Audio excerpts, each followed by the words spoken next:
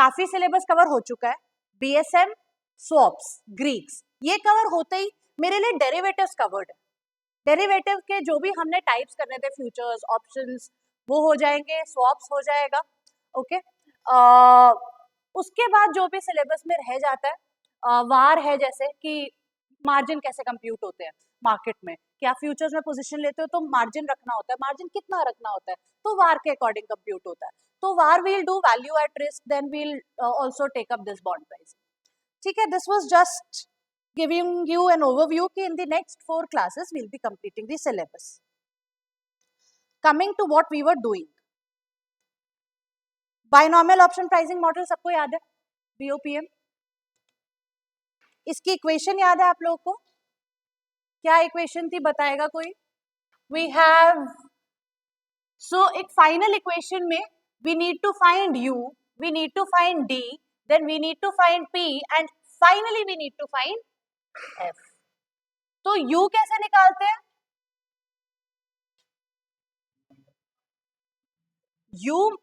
You're right कि U -1 is percentage increase and 1 - D is percentage decrease. अभी तक we did that U and D are given to us कि भाई इतना बढ़ेगा। अभी मैंने आपको बताया था कि ये भी गिवन नहीं होगा, हमें हिस्टोरिकल वॉलेटिलिटी के अकॉर्डिंग निकालना पड़ेगा कि कितना बढ़ेगा या कितना गिरेगा, ओके। तो U और D भी निकालना है, प्लीज कम U और D भी निकालना है। इसके लिए मैंने आपको इक्वेशन बताई थी शायद, correct correct, U is e raised to the power, U is e raised to the power standard deviation root T and D is e raised to the power minus standard deviation root T, यही किया था, ठीक है। तो U निकालना है, D निकालना है, U और D निकाल के P निकालना है। P तो अब आपको आता होगा कैसे निकालते हैं, P हमें क्या बताता है, प्रोबेबिलिटी किसकी, price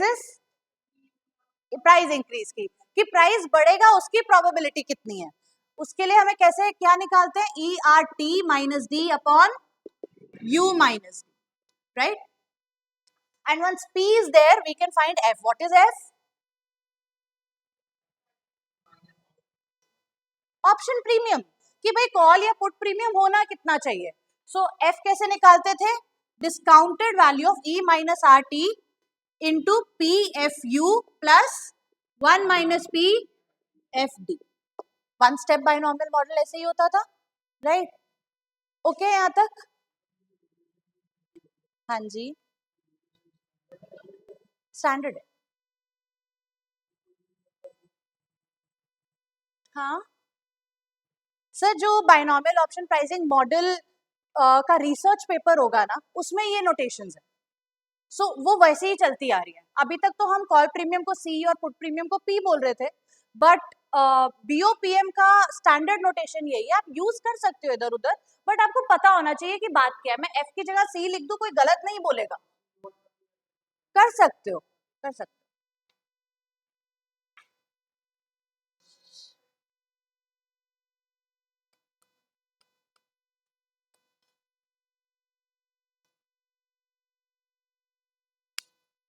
Okay, look at this question just to finally establish BOPM and then we move ahead. एक बारी question देखो, tell me if you will be able to solve it or if you want to solve it right now.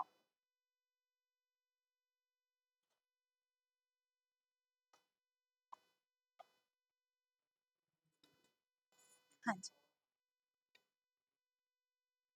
हाँ वो चलेगा, वो ए का notation थोड़ा अलग है, मतलब u will always be e raised to the power standard deviation root t। उन्होंने a को कुछ उन्होंने जब a दिया ना तो p का इक्वेशन चेंज कर दिया। अच्छा, e को rt कर दिया, e raised।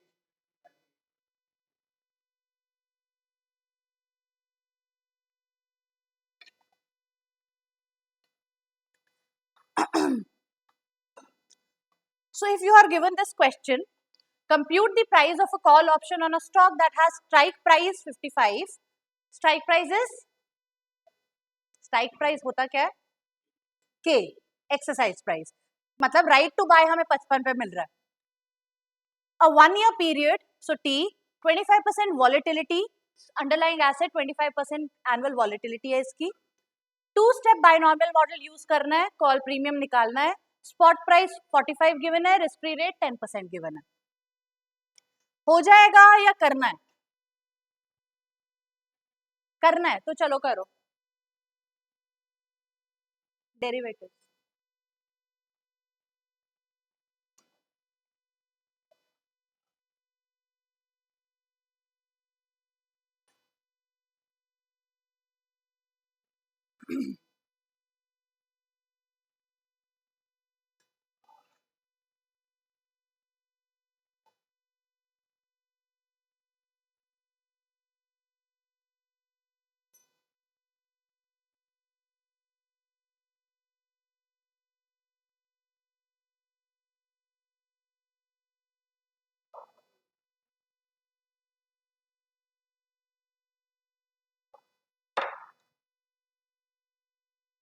नहीं, खुद करना है ये, या मैं करवाऊं?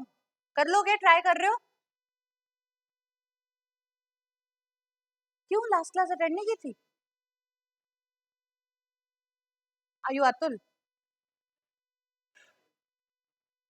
Atul you are Atul, okay. You have something right कि बीओपीएम मल्टी पीरियड मॉडल हो जाए तो क्या इक्वेशन होगा?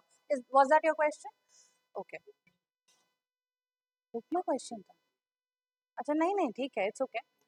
मतलब I did not figure it out, but what I know is कि when you increase the time steps in binomial option pricing model and converges with BSM, Black-Scholes-Morton model, and that is what is in use. BOPM कोई use नहीं करता base price निकालने के लिए options का. तो आप जैसे जैसे टाइम स्टेप बढ़ाते रहते हो और उसको कंटिन्यूटी में ले आते हो, जैसे 3 महीने का पीरियड है और आप हर एक एक वीक बाद कर रहे हो, तो वो ये BSM ही बन जाता है. इवेंचुअली Black-Scholes-Morton मॉडल ही बन जाता है. So nobody really uses, there might be option calculators जो BOPM को use कर रहे हो, but most of the option calculators will be using BSM. करो.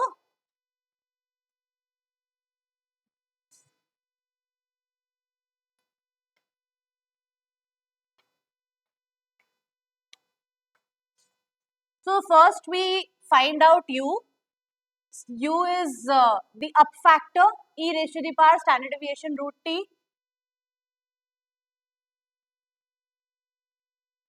अपने केस में वॉलेटिलिटी कितनी है? 0.25. टाइम पीरियड कितना है? तो अपना 2-स्टेप बाइनोमियल मॉडल है. 2-स्टेप बाइनोमियल मॉडल है मतलब पहले स्टॉक प्राइस 6 महीने का मूवमेंट दिखाएंगे और फिर से 6 महीने का मूवमेंट दिखाएंगे. ऐसा ही होता है.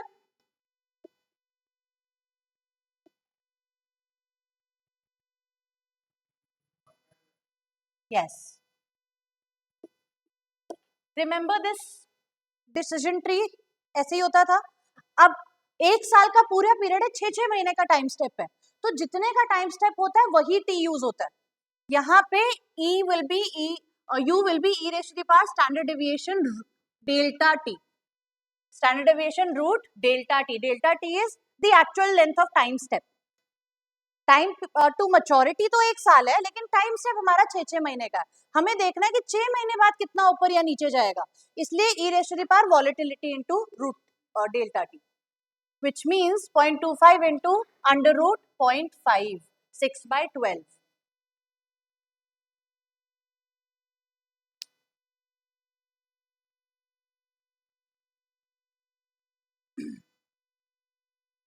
ऐसे निकलेगा u, और d कैसे निकलेगा? 1/u कर सकते हैं बिल्कुल, या फिर e रेज़ टू 1/u ही कर लो सीधा.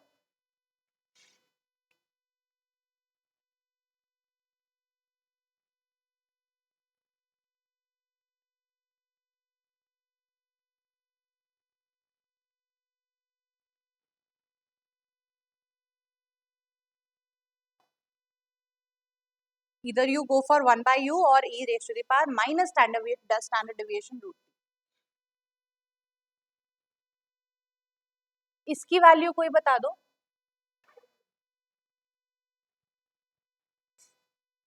1.19, is that what you're getting?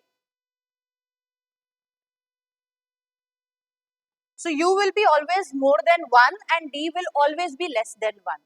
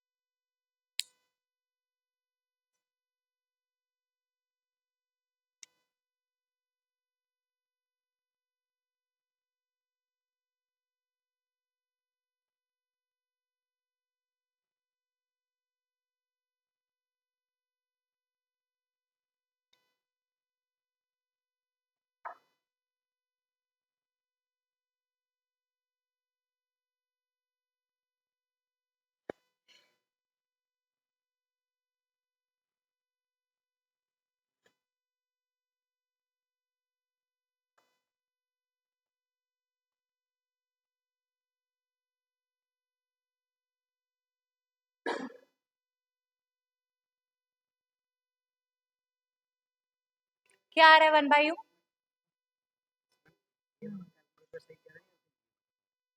ये u निकाल रहे हो ना? हाँ ये ठीक है। रेस तो नहीं पा रहे ना इसमें। तुमने एक काम करो, पहले ये कैलकुलेट कर लो और फिर रेस टू द पावर करो। मुझे ऐसा लग रहा है कि वो पहले इसको निकाल रहा है और फिर इनटू √5 कर रहा है ना? ये ठीक है।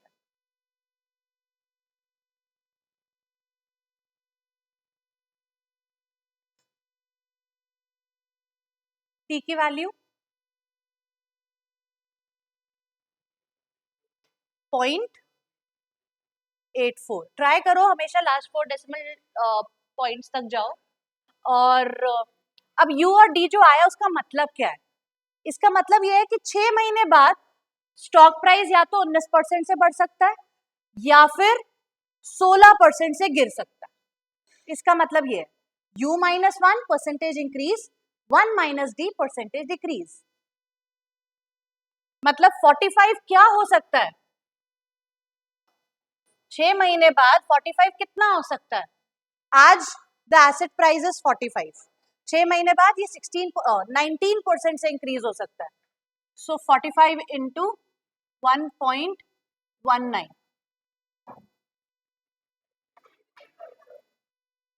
53.55।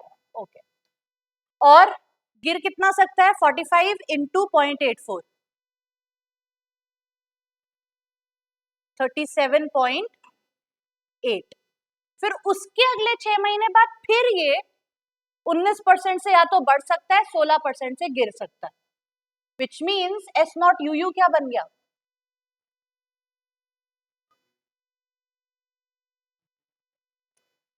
63.7245। ये कैसे निकाला? 53.55 इंटू 1.19। ठीक, कि बढ़ भी सकता है ये और अब गिर भी सकता है। So what's the value here? 44.981। कैसे निकाला? 53.55 इंटू 0.84, कि 6 महीने बाद बढ़ा या उसके बाद अगले 6 महीने बाद गिर गया। यहाँ पे बढ़ा और फिर बढ़ा, यहाँ पे बढ़ा और गिर गया। इसकी वैल्यू 31.752। आप लोग कर रहे हो? How many of you were there in the last class? Last class में तो सबको समझ आ गया था, आंसर एक ही से निकल रहा है। अभी पढ़ के नहीं आते हो बिल्कुल भी। एस नॉट डी डी कैसे निकालते हैं? कि भाई प्राइस गिरा और फिर गिरा, सो 45 इंटू 0.84 इंटू 0.84, राइट? 31.752। ओके। तो ये कितने से कितना हो सकता है ये तो निकाल लिया, उतना होने की संभावना कितनी है ये अब निकालना है। 45 इतना हो सकता है या इतना हो सकता है 6 महीने बाद, उसकी प्रोबेबिलिटी कितनी है? That we have to find now. Find the value of p।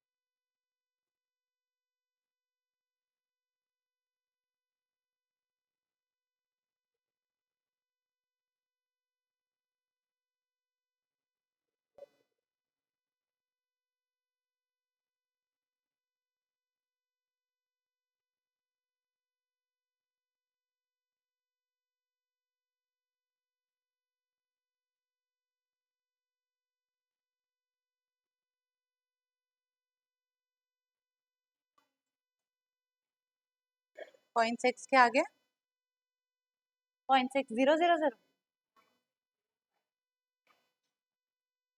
Works, ठीक है।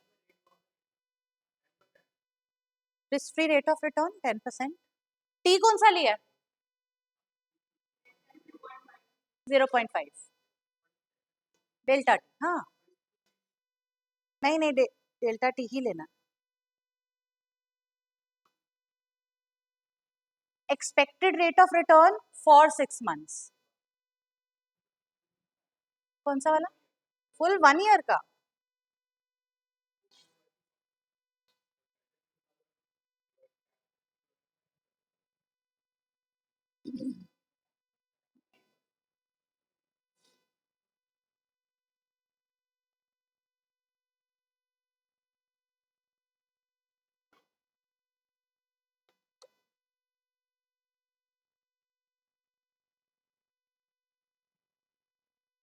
अच्छा,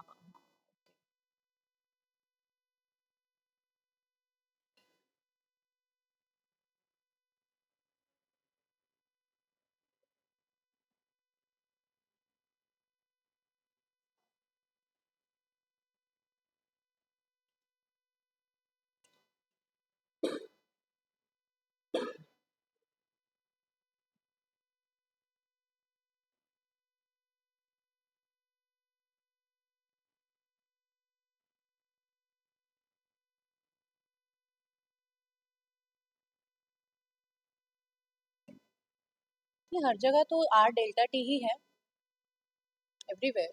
ओके, वेट वेट।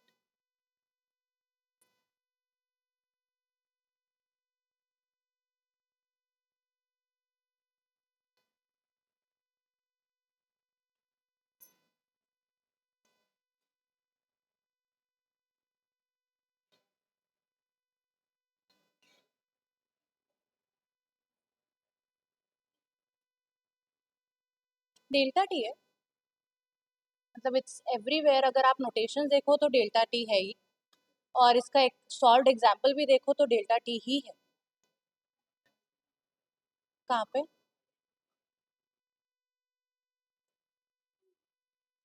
यहाँ भी डेल्टा टी है 13.13।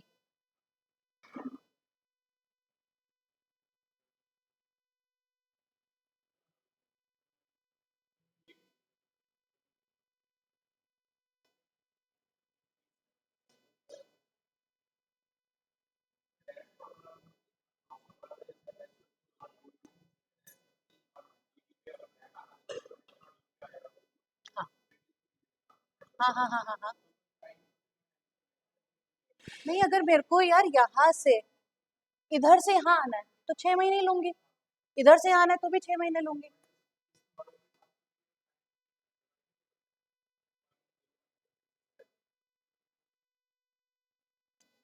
पढ़ने दो क्वेश्चन भाई।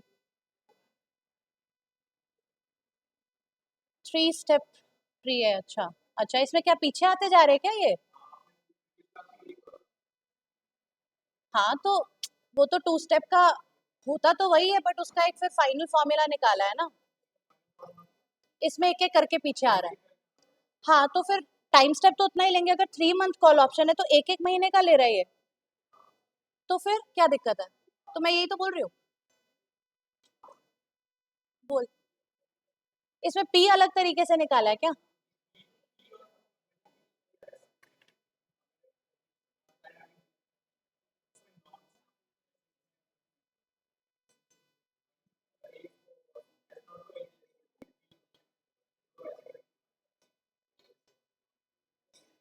ज्यादा कंफ्यूजन करने की जरूरत नहीं। R minus R F into T 0833। रुक जा, 0833 30.42 डेज। यार डेल्टा टी ही तो ले रहे हैं ए में भी। 0.08333 कैसे आ रहा है? एक 30.42 डेज, 30 दिन कैसे है? अगर 3 महीना है ना, तो 1 महीने का ही हुआ ना ये तो। है क्या?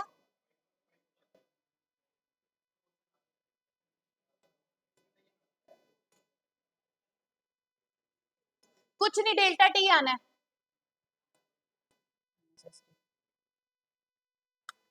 पी बताओ क्या आ रहा है? 0.605 आ रहा है। डी की वैल्यू ये निकाली ना हमने 0.84, यू की वैल्यू 1.19। एक मिनट, हाँ जी। ये कैसे किया सर? यू क्या होता है? u -1 इज परसेंटेज इंक्रीज, ठीक, which means 1.19 minus 1 which is 0.19, 19% का इंक्रीज आप एक्सपेक्ट करते हो स्टॉक प्राइस में, ठीक है। तो 45 में जब 16% बढ़ा तो ये बन गया, 53 में जब 16% बढ़ा तो ये बन गया। तो मैंने क्या किया, एस नॉट यू कैसे निकालेंगे? एस नॉट कितना था? 45, यू कितना था? 1.19, तो मल्टीप्लाई किया, ये आ गया। अब एस नॉट यू कैसे बना? S nought you into you which is 53.55 into 1.19, ठीक है।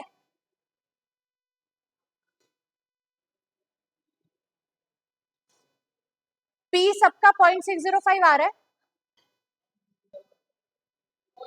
0.6 आ रहा है, ठीक है। तो अब ये 0.6 क्या है?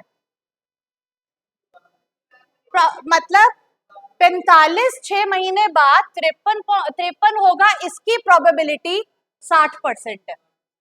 और 45 6 महीने बाद 37 होगा, इसकी प्रोबेबिलिटी 40%, ठीक है। 53 63 होगा, इसकी प्रोबेबिलिटी भी 60% है।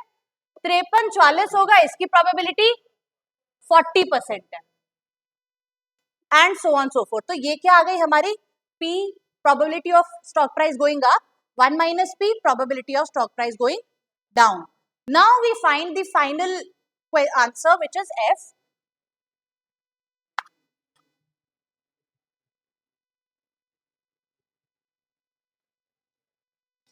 F is equal to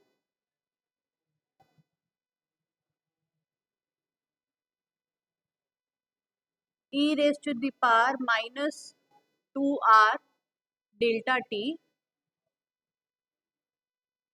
p square f uu plus 2p 1 minus p fud plus 1 minus p whole square fdd. यही है, ठीक लिखा है मैंने इक्वेशन। अभी पहले निकालेंगे F you you, f U D and F D D. ये कैसे निकलेगा? स्ट्राइक प्राइस क्या है कॉल ऑप्शन का? राइट टू बाय कितने पे है? 55, 55 है ना। अगर प्राइस 63 चल रहा है मार्केट में, तो पे ऑफ कितना है? 8.7245। I have right to buy at 55, market में 63 चल रहा है, I can buy at a lower price, so pay off हो गया, माइनस कर दिया। S nought u u minus K gives you f you u. S nought u d 44 चल रहा है, I have right to buy at 55, pay off कितना है? 0। You can buy at 55, market में तो 44 चल रहा है, you would not exercise it because there is no worth to it, no pay off to it. यहां पे भी 0। तो ये डायग्राम बनेगा ही बनेगा। यहां से आप एफ यू यू और F U D F D D pick करोगे, ये सारी वैल्यू हो गई 0। बचा क्या? e raise to the power -2 point into 0.25, नहीं कितना है risk free rate of return? 10%। So into 0.1 into delta T which is 0.5 into P square which is 0.6 का होल स्क्वायर, 0.6 का whole square into F you U which is 8.7245. You solve it and you find call premium 2.8894, final answer.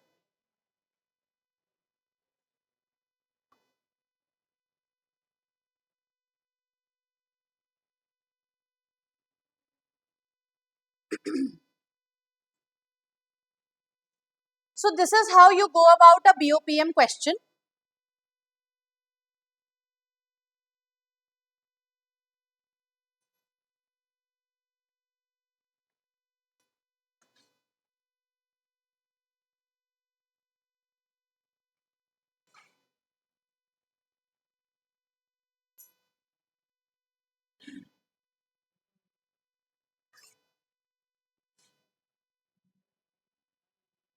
Oops, sorry.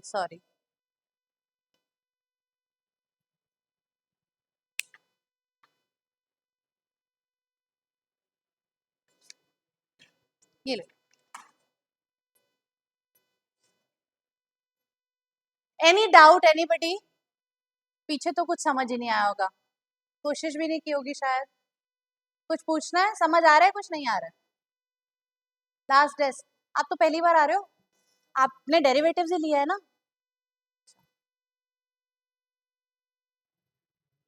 हाँ जी.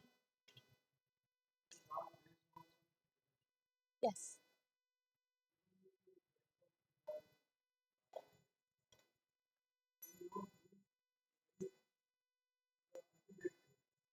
True.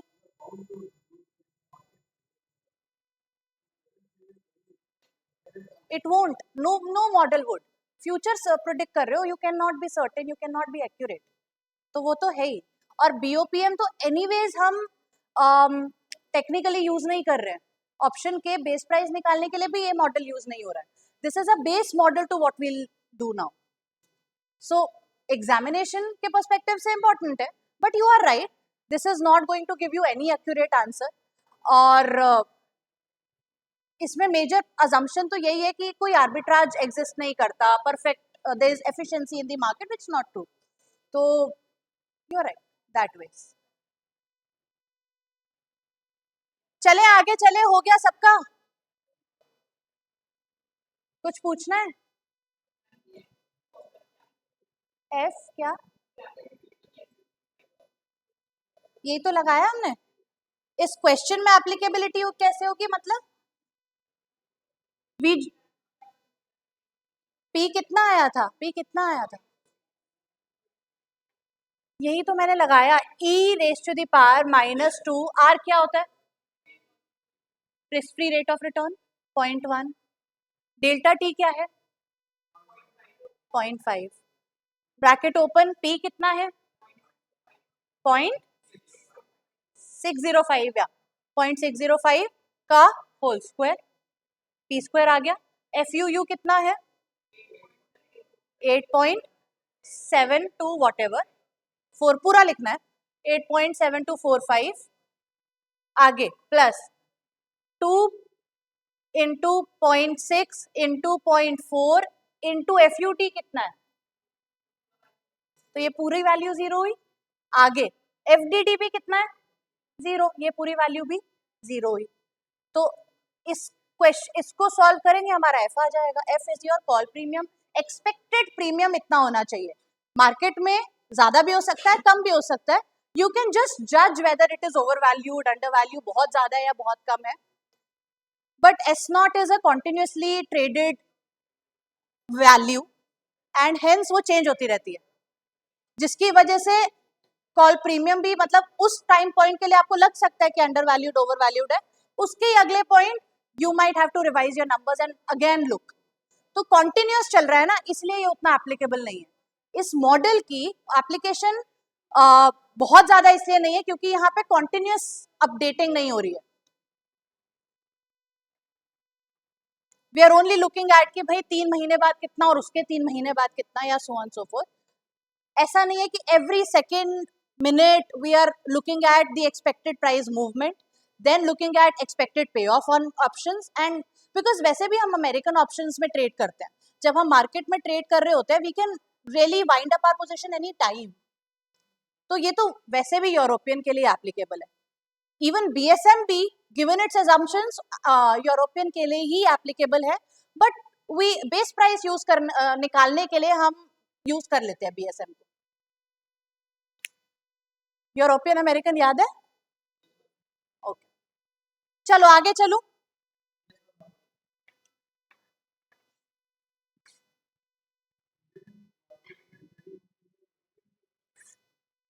Sorry,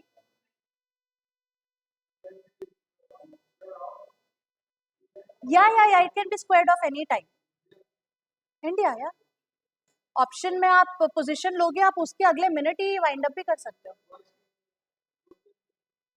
European is something that has to be closed only on the date of maturity. But अगर आप exchange पे trade कर रहे हो, exchange पे एक trade ले रहे हो, then it is American. European probably एक ऑफ द काउंटर कॉन्ट्रैक्ट हो सकता है, राइट, जिसमें आप उसी डेट पे सेटलमेंट करोगे या फिर हाँ उसी डेट पे डिलीवरी या सेटलमेंट होगी.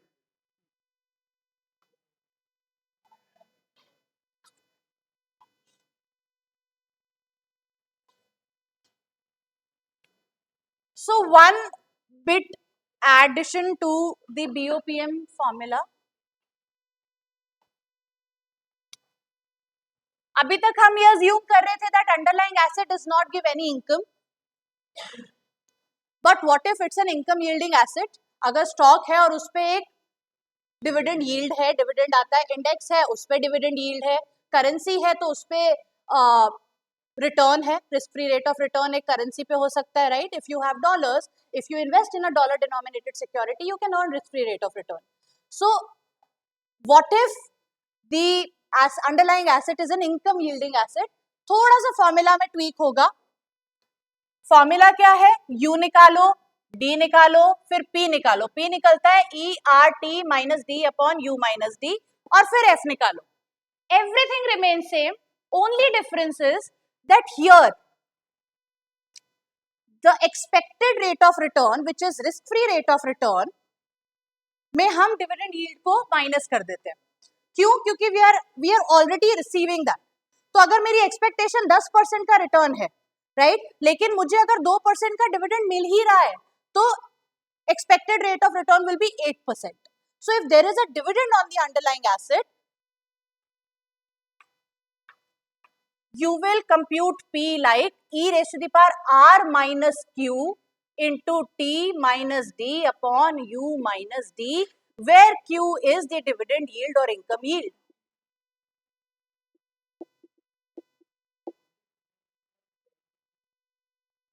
Annual.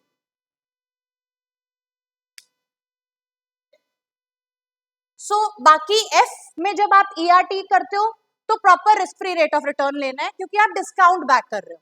आप डिस्काउंटिंग वक्त you will be using risk free rate of return. यहाँ पे this R is like expected return which we are using as risk free rate of return because we are assuming that we live in a risk neutral territory, risk neutral market. तो इसलिए मेरे को 10% ही चाहिए, मैं उतना ही कमाना चाह रही हूँ, और 10% में से भी अगर मुझे 2% मिल गया एज डिविडेंड तो मुझे 8 ही चाहिए. ये सिर्फ समझने का और याद रखने का ही तरीका है. ई आर माइनस क्यू हो जाएगा, मतलब यहाँ पे आप एक्सपेक्टेड रिटर्न को उतने यील्ड से घटा दोगे क्योंकि वो आपको ऑलरेडी मिल रहा है. हाँ, यहाँ पे एफ में कोई चेंज नहीं है. एफ में जब आर आएगा तो वो risk free rate of return ही आएगा, सिर्फ पी के आर में चेंज है. ठीक है. So this is the final addition to BOPM कि अगर आपको इनकम यील्डिंग एसेट आता है, I don't know if there is a question to it और नॉट, आई थिंक हाँ जैसे ये क्वेश्चन है, करेंगे नहीं, सिर्फ क्वेश्चन देख लेते हैं.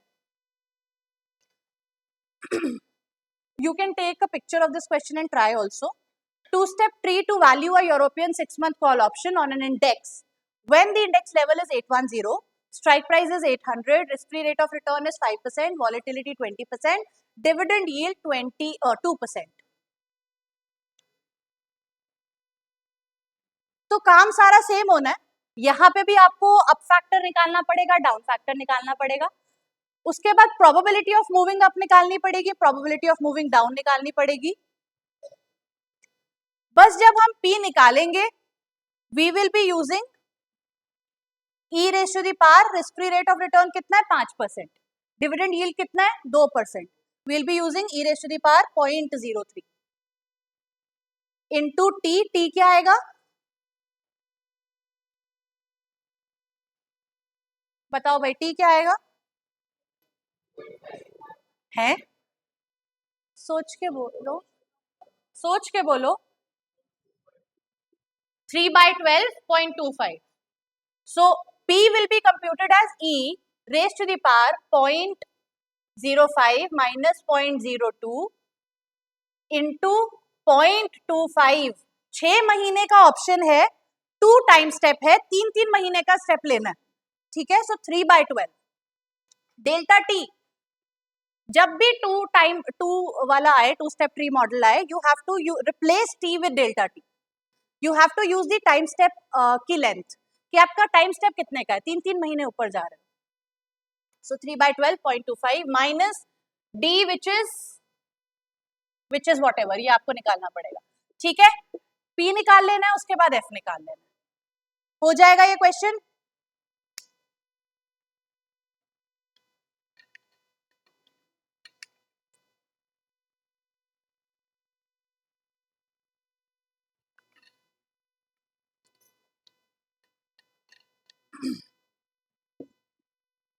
करें अब BSM.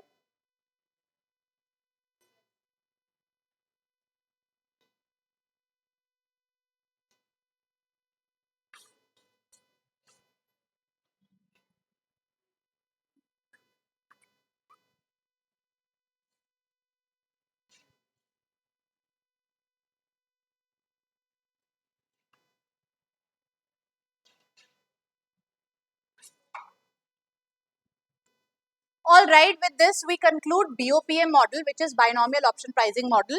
As I've already mentioned, it is a discrete model where we look at the price rise in a month or in 2 months. It is not continuous.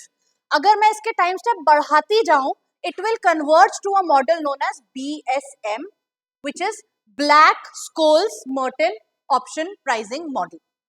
BSM, Black-Scholes-Merton option pricing model. This name comes from its 3 economists, Fisher Black, Myron Scholes, Robert Merton. In तीनों ने, of course, there was a paper, research paper by Black and Scholes, और उसको फिर edit किया Scholes and Merton ने, and that final model became the BSM model in 1973. And these guys, these economists, Scholes and Merton, because Fisher Black was not there then, matlab he passed away, and Scholes and Merton got Nobel Prize in Economic Sciences in 1970, not sure, 1997, for this theory, for this model, because ये model सिर्फ financial options की value लगाने में use नहीं होता है, ये real options की वैल्यू लगाने में भी यूज होता है. एक कंपनी के लिए there are lot of options. A company can start a new product line, can abandon an existing product line, can sell a division. So there are so many flexible options that a company has in its life trajectory. ठीक है, कि वो 1 साल बाद, 5 साल बाद कुछ भी कर सकता है. Lot of options it has. तो उन ऑप्शंस को कंपनी की वैल्यू में कैसे इनबिल्ड करना है, वो भी ये मॉडल यूज करते हैं. उसके लिए भी ये मॉडल यूज होता है. सो हम तो अभी फाइनेंशियल ऑप्शंस पे ही स्टिक करेंगे. कल को आप जब स्ट्रैटेजिक कॉर्पोरेट फाइनेंस पढ़ो या एडवांस्ड कॉर्पोरेट फाइनेंस पढ़ो, you will see how this model gets utilized to value real options that a company has. Okay, so this is your NSE website.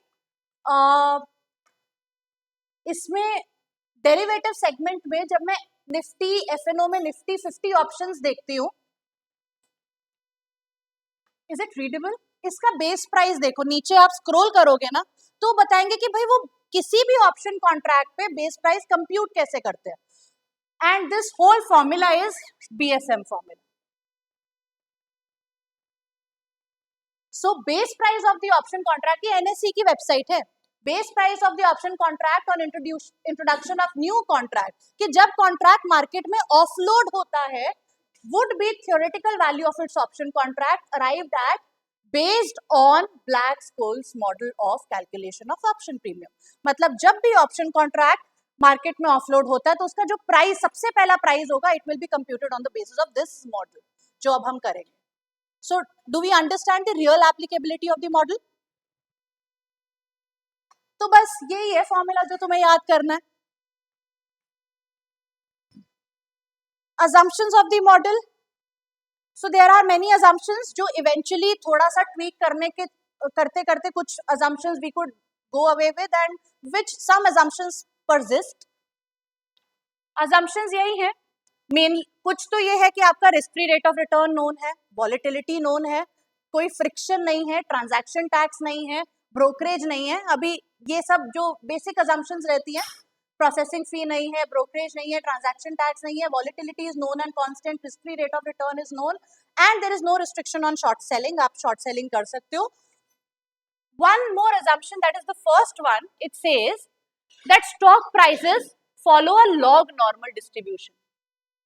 मतलब यूजुअली हम अज्यूम करते हैं कि कोई variable normal distribution follow करेगा, but it assumes कि ये log normal distribution price, मतलब ऐसा कुछ चलता है. वेव मॉडल तो यूजुअली चलता ही है. So model assumes that the prices या returns on stock follow a log normal distribution. Log normal distribution की थोड़ी सी skewness होती है and fat on right tail होता है. Nothing that you need to really focus on, but yes, they are assuming कि कोई dividend, कोई income yield नहीं है, और short selling आप कभी भी कर सकते हो, उसको कभी भी square off कर सकते हो, intraday है, ऐसा कुछ नहीं है. Random walk model is that the asset prices walk randomly, so there is no set pattern. और मतलब आप टेक्निकल एनालिसिस ये अज्यूम कर रहे हैं कि आप टेक्निकल एनालिसिस करके फ्यूचर प्राइसेस प्रिडिक्ट नहीं कर सकते. Unless a new information enters into the market, there will not be any price volatility. जब ट्रेडिंग होती है तो प्राइस वॉलेटिलिटी अपने आप ही होती है, पर ये अज्यूम कर रहे हैं कि आप प्रिडिक्ट नहीं कर सकते. वॉलेटिलिटी तो रहेगी, पर आप हिस्टोरिकल प्राइस मूवमेंट देके फ्यूचर प्रिडिक्ट नहीं कर सकते. This is what it assumes. Random walk model यही होता है that asset prices cannot be consistently predicted because of its historical price movements. ठीक है. log normal distribution क्यों यूज करते हैं? So again, it is based on like there is a model that establishes कि stock prices log normal distribution follow करता है और normal distribution follow नहीं करता. ये भी एक research paper ही है और उसको ही उठा के इन्होंने यूज किया कि we believe on that establishment and we use log normal distribution. Price of stock से क्या लेना देना? मतलब stock prices को जब आप when you will, पहले तो स्टॉक प्राइजेस है, ठीक है, आपके पास हिस्टोरिकल प्राइजेस है, मंथली हो सकते हैं, डेली हो सकते हैं, वीकली हो सकते हैं.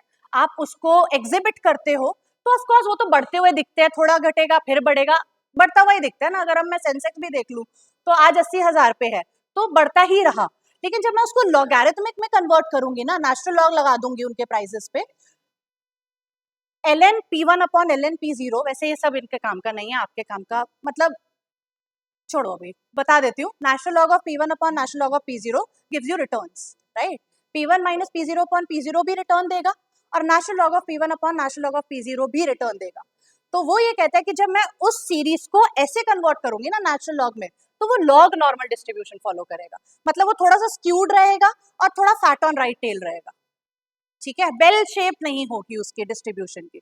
तो ये एक पेपर में एस्टैब्लिश किया गया कि ऐसा है. जरूरी नहीं हो है कि होगी हर टाइम सीरीज में ये ट्रू ही हो, लेकिन people have over and over देखा है, स्टैटिस्टिकली चेक किया है एंड देन दे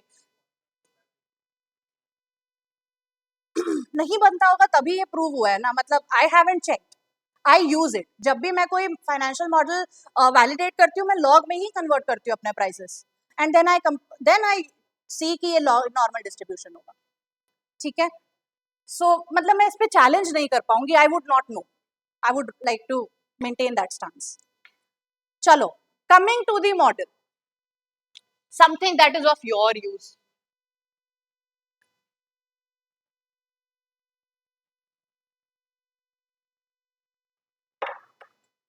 लिख तो लो ही.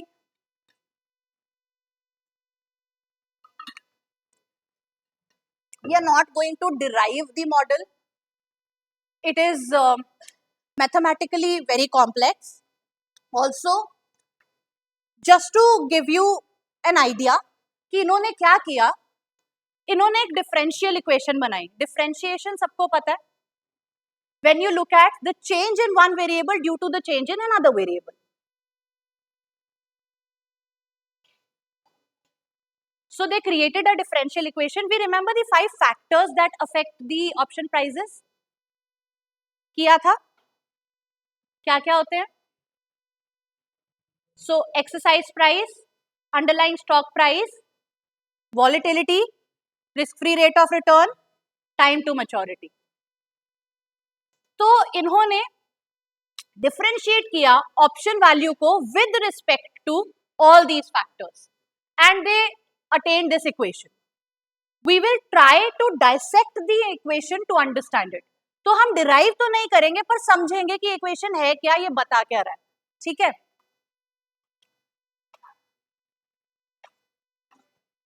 हाँ जी. एस नॉट के आर स्टैंडर्ड डेविएशन टी, ये 5 फैक्टर्स हैं. हम पिछली क्लास में बहुत बार कर चुके हैं कि किस डायरेक्शन में मूवमेंट होती है. ओके, सो एक ऑप्शन का पे ऑफ, एक ऑप्शन का पे ऑफ क्या होता है? अगर मैं कॉल की बात ही कर रही हूं अभी, call is S t minus के, है ना. S t is price at the time of maturity minus के, ये ऑप्शन का पे ऑफ होता है. एस टी माइनस के कॉमा 0, कि या तो ये पॉजिटिव वैल्यू है तो ये होगा, अगर ये नेगेटिव वैल्यू है तो 0 होगा, है ना. F you you, f U T, F D T निकालते हैं तो या तो 0 होता है या कोई पॉजिटिव नंबर होता है. ठीक है, so this is the option pay off in future, price at the time of maturity. इसमें मैं क्या ऐड कर रही हूं? Expected price at the time of maturity comma 0, कि what is the expected time price at the time of maturity. अगर मैं risk neutral stance लूं, then this price or at the time of maturity can be written as S naught ERT minus K comma 0. ये अभी हम क्या कर रहे हैं कि फ्यूचर में ऑप्शन पे ऑफ क्या होगा. फ्यूचर में option pay of ST minus के. अगर मैं expected return, risk free rate of return लूं, तो आज अगर S नॉट प्राइस है तो T टाइम के बाद S नॉट ERT एक्सपेक्ट करूंगी प्राइस होगा S not ERT. So E हटा के एक्सपेक्टेड ST को मैंने लिख दिया S not ERT. So the thing is कि चाहे वो BSM मॉडल हो या BOPM मॉडल हो, हम अज्यूम करते हैं कि हम एक रिस्क न्यूट्रल मार्केट में है. What is risk neutral market? की रिस्क बढ़े, मेरे को एक्सपेक्टेड रिटर्न ज्यादा नहीं चाहिए. जब हम ये अज्यूम करते हैं ना, हमें मॉडल मिलता है जो हमें रिस्क की मार्केट में भी सही प्राइस दे देता है. This risk neutral model miraculously help us deriving a price for market which is not risk neutral. हमारी करंट मार्केट रिस्क न्यूट्रल तो नहीं है. एफडी पे अगर 7% मिलता है तो क्या मैं एक्सपेक्ट करूंगी म्यूचुअल फंड पे भी 7% मिले? My expectation will go up because risk is higher, right. But when we prepare an option pricing model, we assume कि रिस्क न्यूट्रल मार्केट है, कि रिस्क बढ़ भी रहा है तो रिटर्न नहीं बढ़ रहा है. और क्यों ये सही आंसर दे देता है even when it becomes true for a market which is not risk neutral, because ये सब मैं बता रही हूं, नहीं भी समझ आएगा तो चलेगा, but because option is directly correlated with the underlying asset price and the risk in the market, and that risk return phenomena is already subsumed in the asset price. मतलब ऑप्शन रिस्की है क्योंकि asset risky है. Option is directly derivative है ना, it is deriving it's value from stock price. ठीक है, तो जो रिस्क फैक्टर है वो एस नॉट में ही सबस्यूम हो गया, हमें फिर से इसमें लेने की जरूरत नहीं है. ठीक है, जब यू और डी निकाला S nought you S not D तक जाने के लिए, तो हमने स्टैंडर्ड डेविएशन यूज कर लिया था, वॉलेटिलिटी यूज कर ली थी, रिस्क को सबस्यूम कर लिया था. हमें फिर से उसको रिस्क को सबस्यूम करने की जरूरत नहीं है. Why? Because one, it is directly correlated with underlying asset price, risk is already subsumed there. तो हम अज्यूम कर सकते हैं कि अब जो हमारा मॉडल बचा है वो रिस्क न्यूट्रल मॉडल है. ठीक है, नहीं भी समझ आया तो कोई बात नहीं, चलेगा. एसटी को मैंने क्या लिख दिया? S not ERT.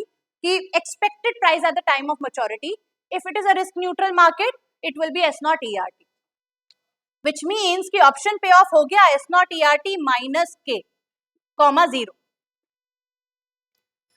अगर ये ऑप्शन पे ऑफ फ्यूचर का है तो आज कैसे बनेगा? C, which is called premium, will be the price of the option today, right? Price of the option today should be the present value of its payoff in future. Price of the option today should be equal to the present value of its expected payoff in future. Future में ये मिलेगा, कोई भी financial security का price is always equal to its present value of expected cash flow. कुछ भी आप ले लो, स्टॉक ले लो, बॉन्ड ले लो, फाइनेंशियल सिक्योरिटी कोई भी उठाओ, उसका बेसिक मॉडल यही है कि its price should be equal to present value of its expected cash flows. Financial asset है ना, कैश फ्लो देगा, तो जितना कैश फ्लो फ्यूचर में देगा उसका price should B that discounted value of that cash flow. कि भाई 1 साल बाद मुझे 1 लाख मिल रहा है तो आज उसकी वैल्यू क्या है, वो उसका प्राइस होना चाहिए. ठीक है, बॉन्ड में तो यही चलता है, फिक्स्ड है. सो फ्यूचर में अगर ऑप्शन का पे ऑफ ये है तो आज which is call premium, which is price of the option today, should be equal to discounted value of this thing which is E minus are T S naught ERT minus K. ठीक है, इसको अगर मैं multiply कर दूंगी तो ये बन गया S nought minus KE minus RT. अगर आप यहां देखो तो एक यहां एस नॉट है, एक यहां KE माइनस RT है. ST माइनस K से S nought minus KE minus RT तक डेरिवेशन किया हमने शुरू किया था जब भी हम ऑप्शन पे ऑफ निकालते थे ST माइनस K ही करते थे, राइट? ST को मैंने लिखा कि expected ST, expected price of stock at the time of maturity, को मैंने लिख दिया S naught ERT. I am assuming that a stock gives a risk-free rate of return, hence in future its price will be S naught ERT.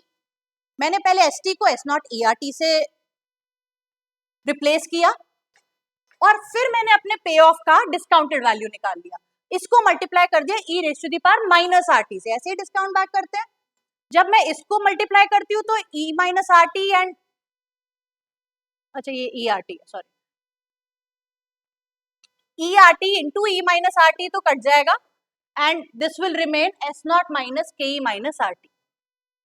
बस अब हमने इसमें कुछ probabilities डाली है, ND1 एंड ND2. ये प्रोबेबिलिटीज है, ND1 एक प्रोबेबिलिटी है और ND2 एक प्रोबेबिलिटी है. अब ये क्या प्रोबेबिलिटीज है? So one thing that you have to remember that call premium is equal to, as per BSM model, S naught ND1 minus KE minus RT ND2.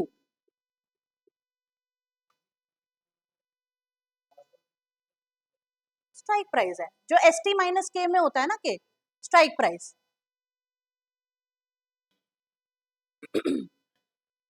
Cost of equity पे कहाँ पहुंच गए तुम? हाँ बट नहीं, derivatives पढ़ रहे हैं ना, एक्सरसाइज प्राइस. ठीक है, okay. Now what is this whole term is what you get, this whole term is what you pay if option gets exercised. ND2 बताता है the probability of option getting exercised. Probability कि option, एक call premium में option कब exercise होता है, जब ST greater than K होता है या SD लेस देन K होता है. ST is greater than K है ना. आपके पास राइट टू बाय 40 है, मार्केट में अगर 50 का बिक रहा है तो ऑप्शन एक्सरसाइज होगा, राइट? तो ND2 मुझे प्रोबेबिलिटी बताता है, probability of ST being greater than K. ND2 मुझे ये प्रोबेबिलिटी दे देता है कि if what is the probability of ST being greater than K, which means the probability of option getting exercised. If the option gets exercised, you pay K to get asset. Right to buy at K है ना आपके पास. अगर आपने option exercise किया, you have right to buy at 40 after 3 months. अगर आप option exercise करते हो तो 40 दोगे, एसेट लोगे. मार्केट में 50 का चल रहा है, एसेट को 50 में बेच के 10 का प्रॉफिट कमा लोगे, यही है ना थ्योरेटिकल मतलब। सो ND2 is that the option will get exercised, and once it gets exercised, K is what you pay in future. भाई 3 महीने बाद ऑप्शन एक्सरसाइज होगा तो K रुपीस दोगे, और ऑप्शन एक्सरसाइज होगा तो K दे के एसेट लोगे ना, और क्योंकि 3 महीने बाद दोगे, आज उसकी वैल्यू होगी K minus RT. So this is what your expected pay. ND2, probability of option getting exercised. If this is the probability of option getting exercised, अगर option exercise होता है तो this is what you pay. K is what you pay. K minus RT is the present value of what you pay. आप सबको ये term समझ आया? K minus RT ND2. ND2 मेरे को बता देता है कि कितनी प्रोबेबिलिटी है ST की ग्रेटर देन K होने के लिए, कि ST ग्रेटर देन K होगा उसकी कितनी प्रोबेबिलिटी है, विच मीन्स वो मुझे किसकी प्रोबेबिलिटी बता रहा है कि ऑप्शन एक्सरसाइज होगा. ऑप्शन कॉल ऑप्शन तभी एक्सरसाइज होगा जब ST ग्रेटर देन K होगा. तो ND2 gives me the probability of option getting exercised.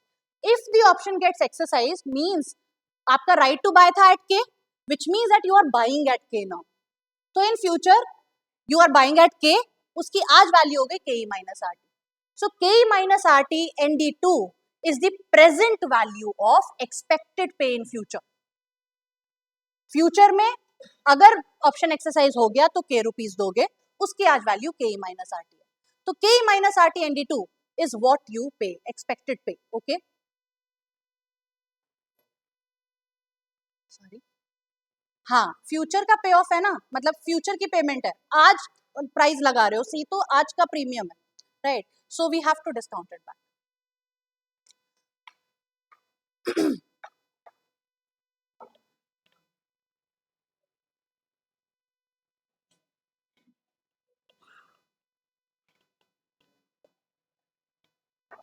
अभी D1 D2 भी कैसे आ रहा है उसको भी डिस्कस करेंगे.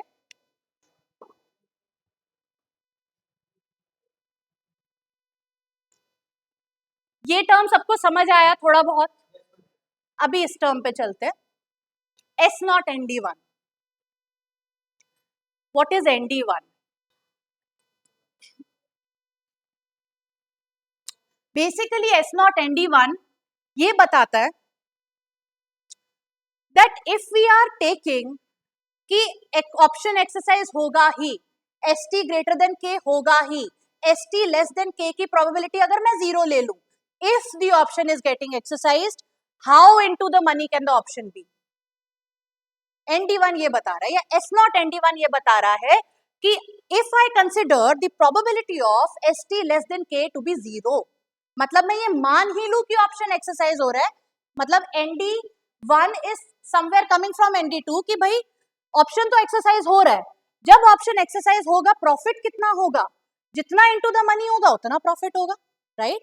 अगर मेरे पास राइट टू बाय एट 40 है, मार्केट में प्राइस 50 चल रहा है तो 10 का प्रॉफिट, मार्केट में 60 चल रहा है तो 20 का प्रॉफिट, राइट? यही है ना. सो ये टर्म मुझे बता रहा है कि if option is getting exercise, how into the money can the spot price B.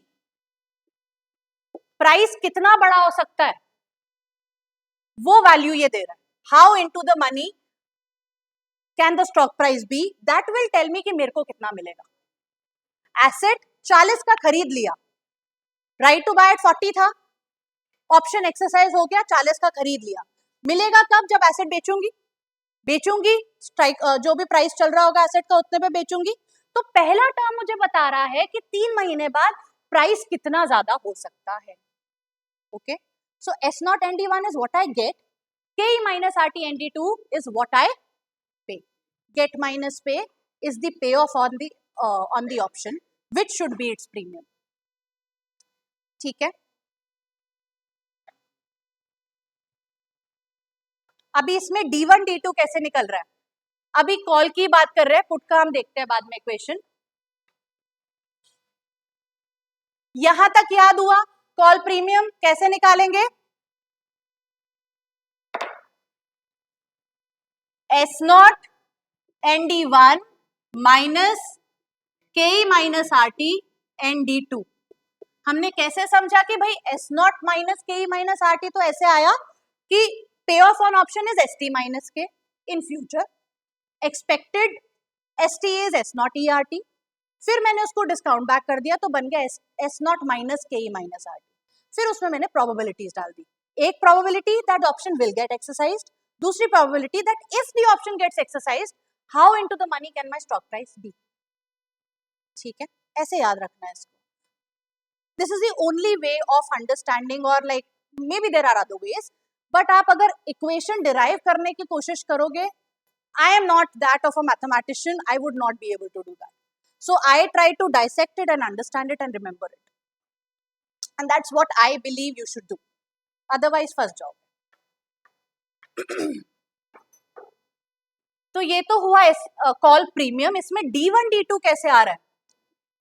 D1 is, अब आप देखोगे जितने भी फैक्टर्स अफेक्टिंग ऑप्शन प्रीमियम होता है वो सब इसमें आ जाएंगे।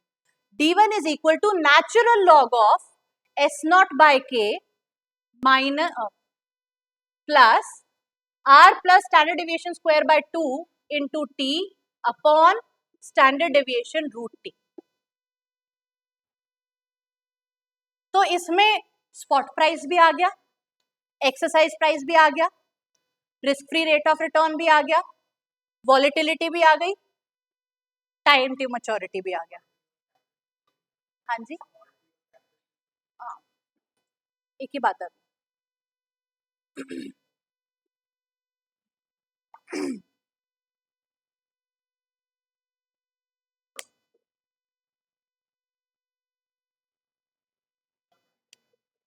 हाँ जी,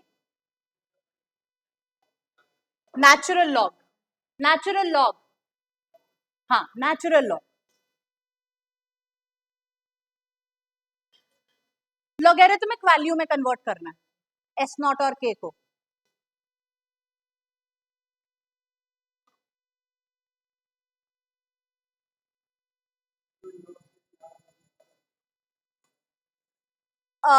आपको लॉग पता है क्या होता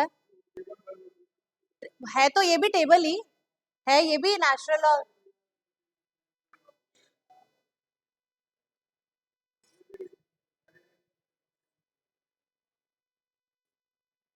natural log, I don't want to go wrong, e raise to the power करके आता है, I have to check, I am not, मेरे को याद नहीं आ रहा, बट लॉगरिथमिक का मतलब ये होता है कि जैसे अगर एक सीरीज है 200, 800, 1200, तो वो क्या करेगा, मतलब इस वैल्यू को कंसाइज कर देगा, रिलेशन सेम रखेगा।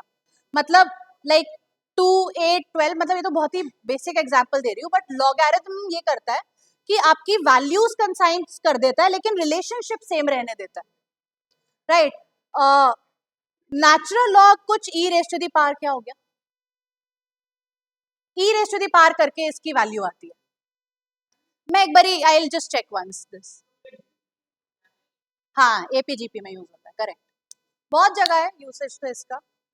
जब हम जब हम रिसर्च करते हैं ना, हमें चाहिए कि सीरीज कोई डिस्ट्रीब्यूशन फॉलो करे, उसकी प्रिडिक्शन करने के लिए हमें उसको डिस्ट्रीब्यूशन में लाना जरूरी होता है। तो एक तरीका होता है, हम सीरीज को ऐसे ट्रांसफॉर्म करते हैं कि ये एक डिस्ट्रीब्यूशन फॉलो करने लग जाए, तभी मैं उसकी ट्रू वैल्यू प्रिडिक्ट कर सकती हूँ, राइट। तो अगेन ये भी एक रिसर्च पेपर का आउटपुट है, और they have used natural log S naught by P to fit them into a series। हाँ जी,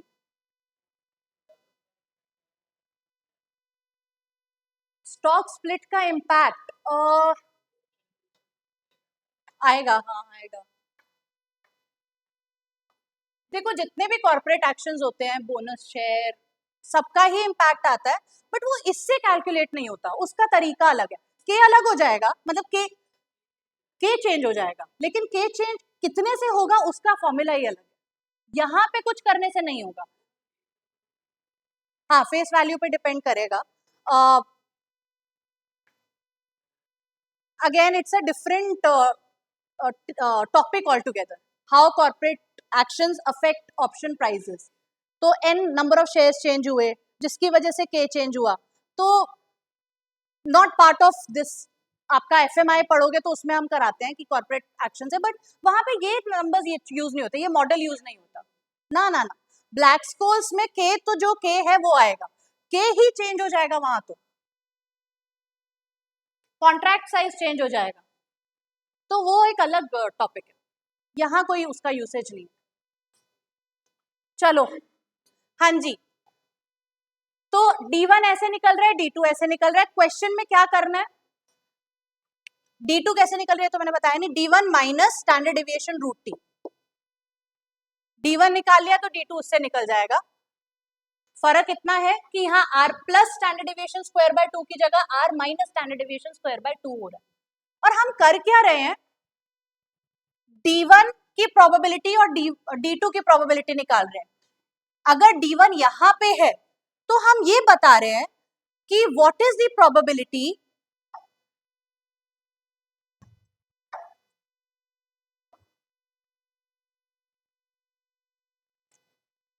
what is the probability of a value being less than D1। जब मैं ND1 निकालती हूँ ना, तो मैं ये देखती हूँ कि अगर D1 कोई नंबर है, T1 अगर 2 है, तो क्या प्रोबेबिलिटी है कि जो भी नंबर होगा वो 2 से कम होगा, ये नॉर्मल डिस्ट्रीब्यूशन बताता है। ND1 जब करेंगे तो प्रोबेबिलिटी निकल जाएगी, ND2 जब करेंगे तो प्रोबेबिलिटी निकल जाएगी of any number being less than D2, ठीक है।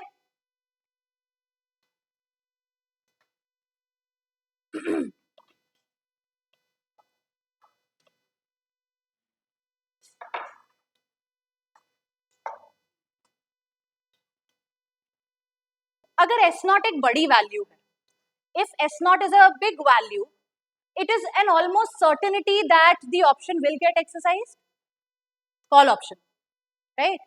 अगर S0 बहुत ज्यादा है already, so you have a right to buy at 50, market में प्राइस ही 100 चल रहा है, तो आप already deep into the money बैठे हो, और अगर वो है तो it is an almost certain कि आप S0 minus K minus R T लेके ही जाओगे, ये प्राइस मतलब ये पे ऑफ आपको मिलेगा ही।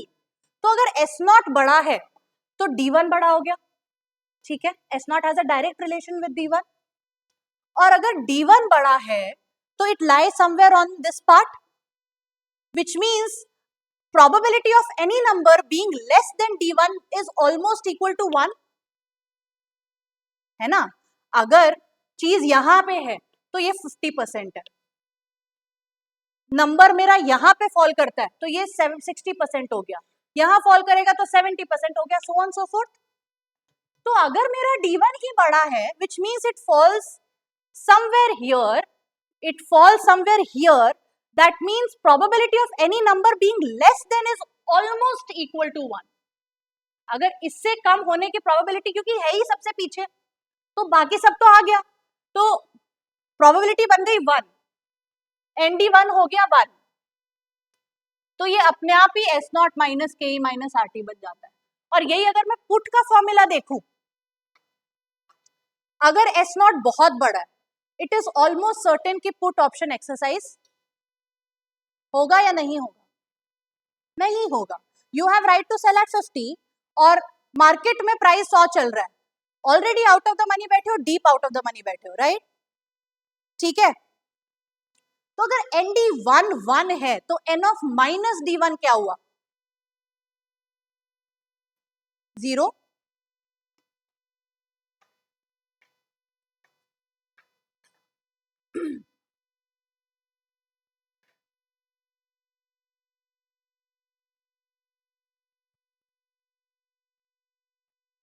जब S0 बहुत बड़ा होगा तो पुट ऑप्शन एक्सरसाइज नहीं होगा, पुट ऑप्शन एक्सरसाइज नहीं होगा मतलब उसका पे ऑफ 0 है, विच मींस उसका प्रीमियम भी 0 होना चाहिए।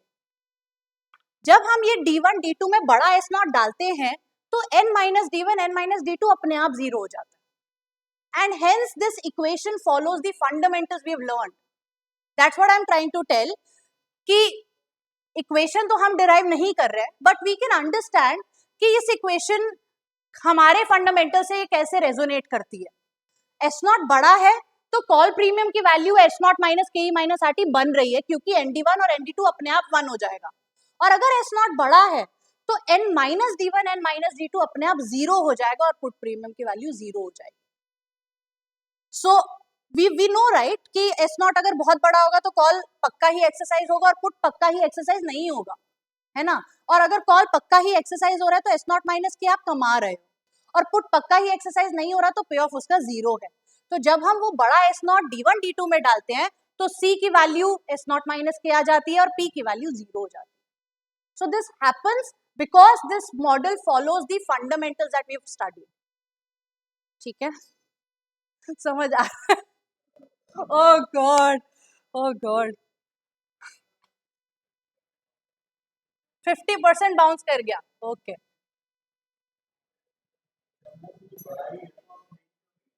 हाँ जी, हम ले नहीं रहे, हम ये देख रहे हैं कि एक बड़े, मैं देख रही हूँ कि एक कॉन्ट्रैक्ट है राइट टू सेल एट 50, ठीक है, और मार्केट में उस एसेट का प्राइस चल रहा है 200। कॉन्ट्रैक्ट तो हो सकता है ना, आप लो या ना लो वो आपकी मर्जी है, उस कॉन्ट्रैक्ट का प्राइस जीरो होना चाहिए, राइट, क्योंकि उस कॉन्ट्रैक्ट का कोई वर्थ नहीं है अभी। कल को वो 200 100 पे आ जाए, 100 से 50 पे आ जाए तो इसकी वर्थ बढ़ने लगेगी, राइट, लेकिन अभी नहीं है। तो ये मॉडल ऐसे कॉन्ट्रैक्ट का प्राइस जीरो ही दिखाएगा, मैं ये बता रही हूँ। हम ले नहीं रहे, हम कोई पोजीशन नहीं ले रहे। हाँ सॉरी,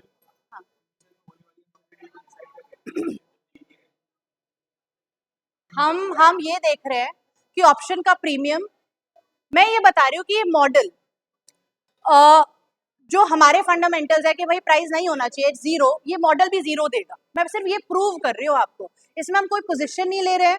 और ये अगर ऐसा कोई कॉन्ट्रैक्ट है जो कि हो सकता है, अगर मेरा सेंसेक्स 25,000 है, there can be a contract जो 19,000 पे राइट टू पुट दे, है ना, 20,000 पे दे, उसकी वैल्यू इक्विवेलेंट टू जीरो होनी चाहिए, क्योंकि इसका बेस प्राइस ही जीरो निकलेगा। बेस प्राइस किससे निकलेगा? इस मॉडल से निकलेगा, ठीक है।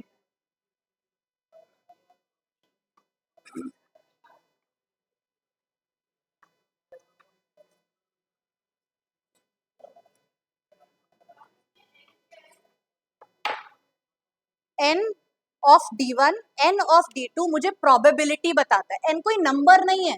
तू क्या करेगी? D1 निकालेगी, D2 निकालेगी, फिर उसको नॉर्मल डिस्ट्रीब्यूशन में देखेगी कि D1 से पहले वाला नंबर होने की प्रोबेबिलिटी कितनी है। तो टेबल से ND1 एक टेबल है, nx एक टेबल है जिससे तुझे ND1 और ND2 की वैल्यू मिलेगी। Let's do a question, what's the time? 11। अपनी क्लास कितने 11:30 तक है ना। एक क्वेश्चन करते हैं, उसके बाद फिर से समझने की कोशिश कर लेंगे। हाँ जी,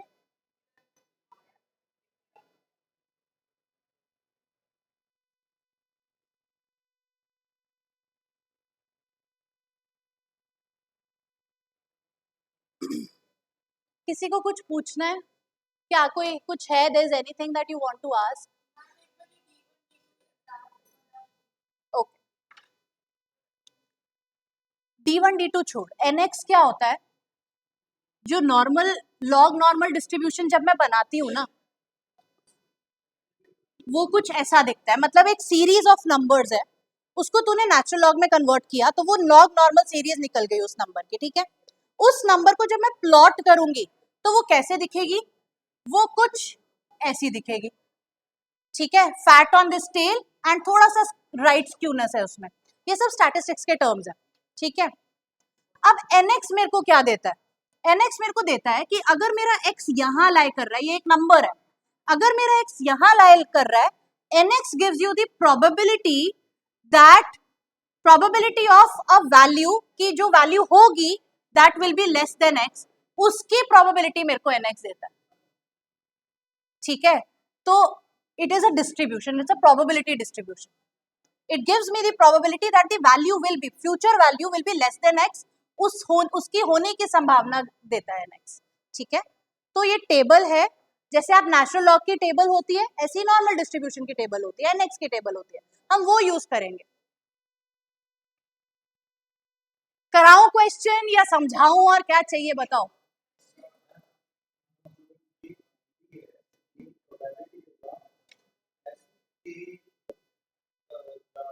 ये प्रोबेबिलिटी देगा कि asset price will be less then D1 after these many months. यही तो एन ऑफ डी बोला ना तूने। हाँ करेक्ट, वो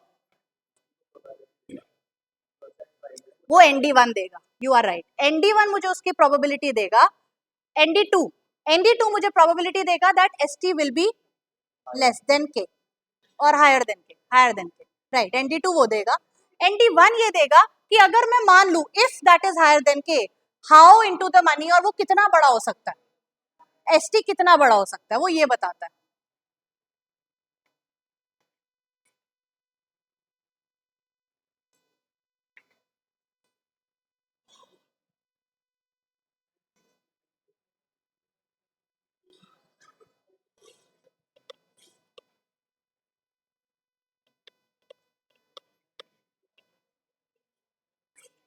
एक क्वेश्चन करते हैं,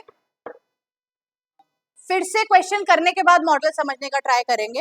एक चीज याद रखो जो मैं समझा चुकी हूँ, S0 ND1 minus KE minus RT ND2 get minus pay, this is your expected what you receive, that is your expected what you pay, and S0 minus this K gives you expected payoff on option। option क्या है, right to buy at some value। आप अगर उसको exercise कर देते हो तो उतने पे खरीद लेते हो, मार्केट की वैल्यू पे बेच देते हो और बाकी बचा हुआ प्रॉफिट कमा लेते हो। तो S0 minus K gives you the profit, expected payoff on the option, which should be equal to the call premium, which is the price of the option। ठीक है,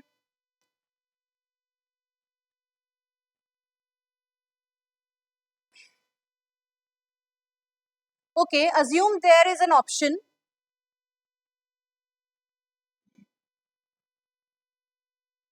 okay, assume there is an option that has 103 days remaining until it expires, annualized risk-free rate of return 4.63%, stock price 13.62, strike price 15, and standard deviation 81%। 81%।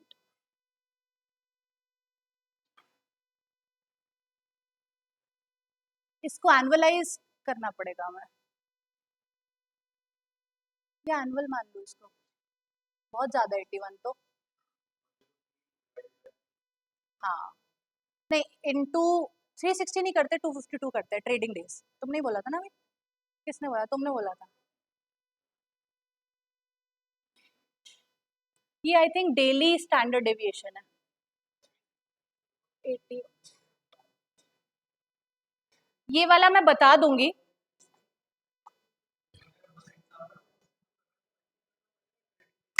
Understood है वो होता ही 252 है, 360 नहीं use करते हम, तो गलत है। कर सकते हो ठीक है, बट एनुअल ट्रेडिंग डेज ही लेने चाहिए, टेक्निकली वही बनता है। भाई जितने ट्रेडिंग डेज है साल में, तुम 365 दिन ट्रेड नहीं कर सकते ना, सैटरडे संडे नहीं कर सकते, गैजेटेड हॉलीडेज पे नहीं कर सकते, सो ऑन सो फोर्थ। तो काट कूट के 252 दिन ही होता है ऑन एन एवरेज जिसपे ट्रेडिंग चलती है। हाँ भाई वो सबको मिला ले, ये यूएस के हिसाब से, ये क्रिसमस को मान रहे हैं, ठीक है। तो आप देख लेना इंडिया के एनुअल ट्रेडिंग डेज, बट 250 के आसपास, ठीक है। उन्होंने क्या किया, सैटरडे संडे हटा दिए, तो कितने हो गए, 52 इंटू 2 104, तो 104 हट गए, कितना बच गया, 261 हो गया। मैं बोल रही हूँ 252 और उन्होंने 10 छुट्टी हटा दी, तो हाँ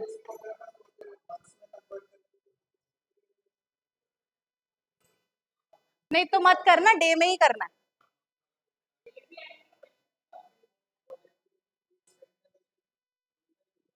हाँ ये इतना ज्यादा है तो डे का ही होगा।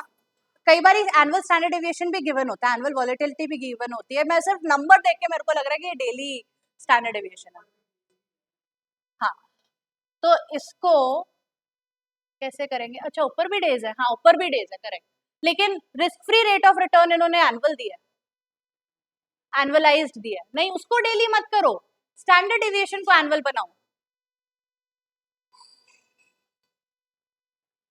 सो 0.81 इंटू अंडर रूट 252 कर देंगे,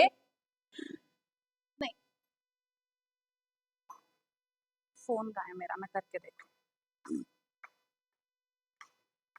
अंडर रूट 252 कितना आता है?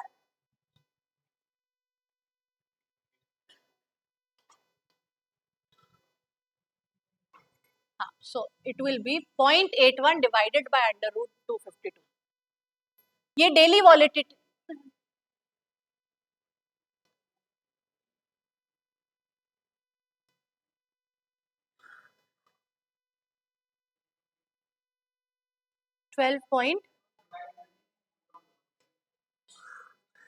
Number of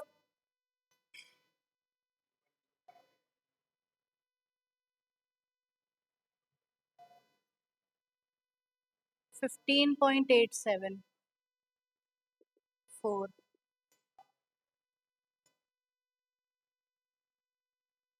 0.81 15.87।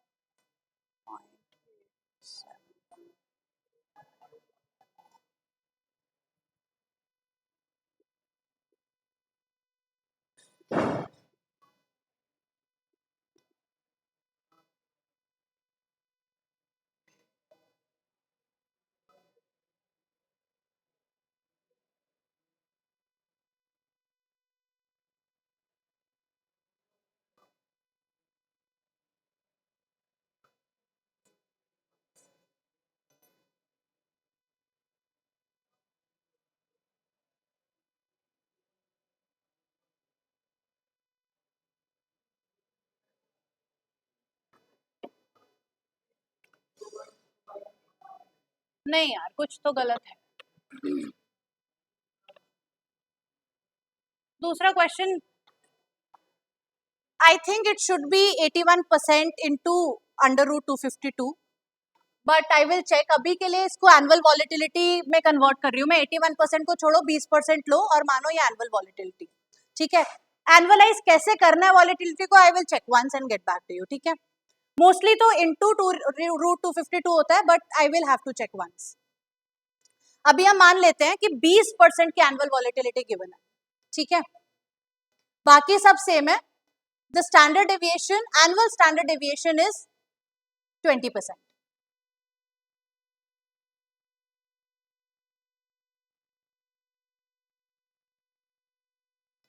Now we start solving the question. सबसे पहले D1 निकालेंगे।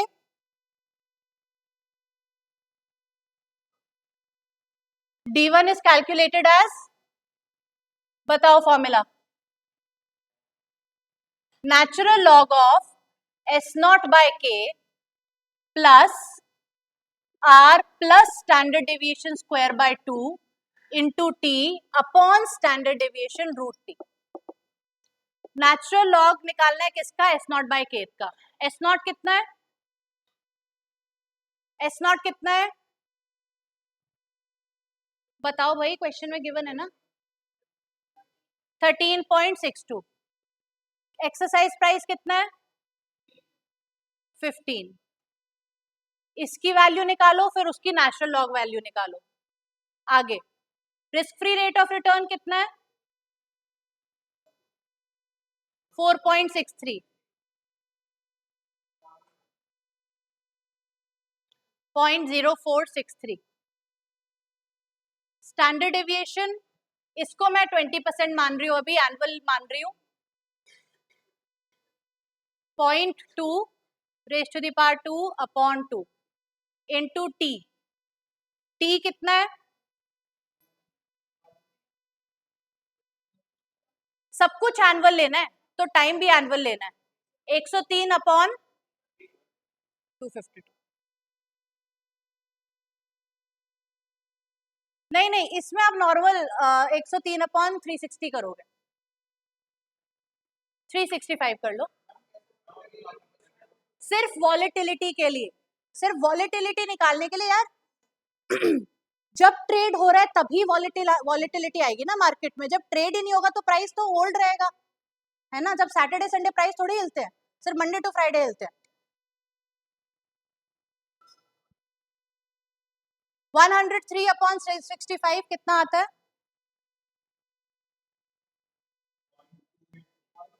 0.282।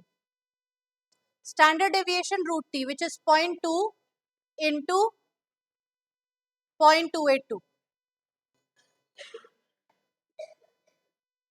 बताओ क्या वैल्यू आई?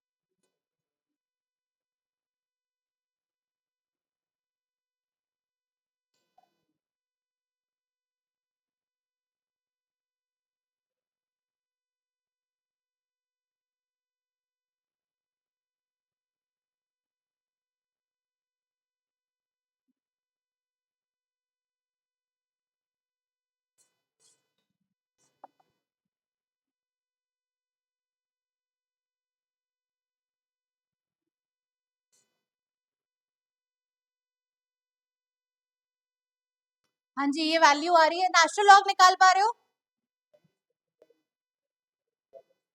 ये गिवन है, मानो गिवन है 20%, निकला नहीं है, 20% है क्वेश्चन में, यही मानो।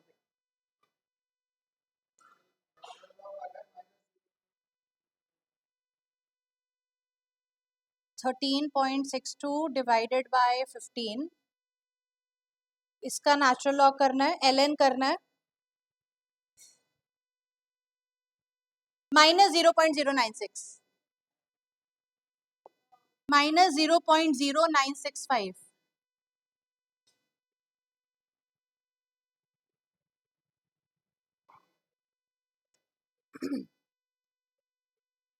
आगे करो सॉल्व।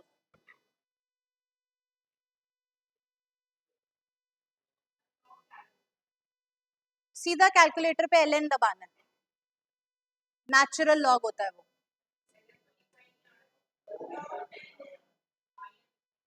IN नहीं है, वो L है, वो L है, स्मॉल है।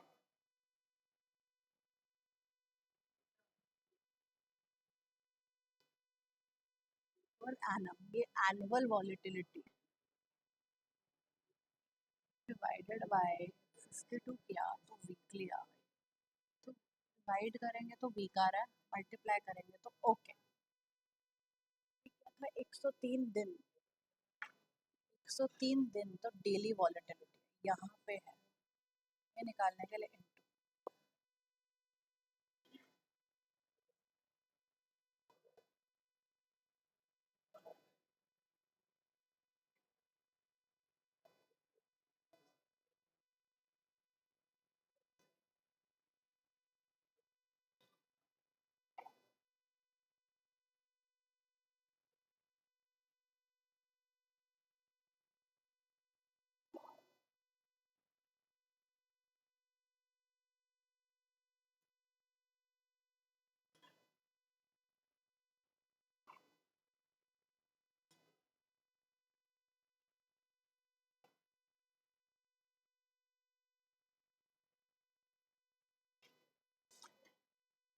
ओके, राइट डाउन, एक इक्वेशन लिख लो, आई फाउंड वॉलेटिलिटी वाला, कहीं भी ये मेंशन कर लो, annual volatility is equal to, annual volatility is equal to volatility per trading day multiplied by trading day multiplied by under root number of trading days per annum, under root number of trading days per annum.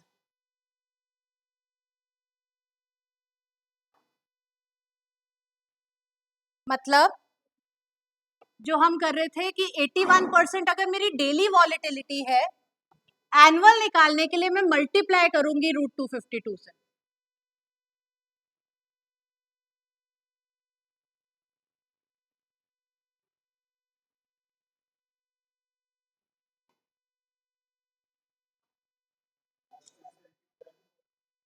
Volatility per day, daily volatility into under root into under root 252। बस याद रखना है daily volatility into under root 252। Number of trading days, Saturday Sunday trading नहीं होती ना, वो minus कर दिए सारे।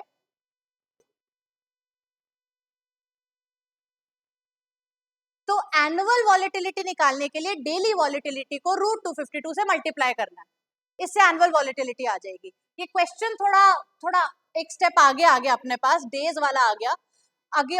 एनीवेज चलो कोई नहीं, यही करते हैं। नेचुरल लॉग, नहीं नहीं नहीं, इक्वल टू है। आपने फॉर्मूला लिखा है ना D1 का, natural log of S not by K, normal वही चलेगा।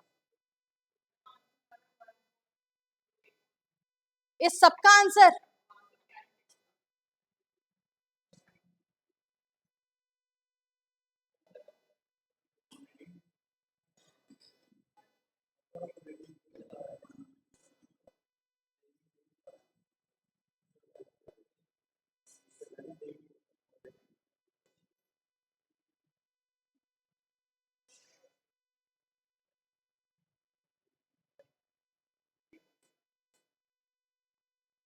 ठीक है। So if you are given daily numbers you will have to annualize it, चाहे वो वॉलेटिलिटी हो या फिर टाइम टू मैच्योरिटी हो, ठीक है। एनुअलाइज करना है मतलब जैसे अगर अभी तो मैंने एनुअली लिख दिया, हमारा क्वेश्चन थोड़ा सा गलत हो गया कि ऊपर डेज है और हमने एनुअल ले लिया वॉलेटिलिटी को 20%। तो अभी ऐसे चला लेते हैं। बताओ इसकी क्या वैल्यू है। अभी 20% मान के ही चलते हैं, फिर ये वाला भी कर लेंगे एक बार।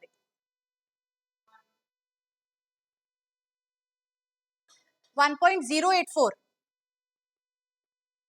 सबका D1 आ रहा है क्या 1.084? बस नंबर्स कैलकुलेट ही करने हैं। Natural log of S not by K minus 0.0965 सबका आ रहा होगा। S नॉट क्या है, एक 13.62 डिवाइडेड बाय 15 आपका आया 0.908 आया।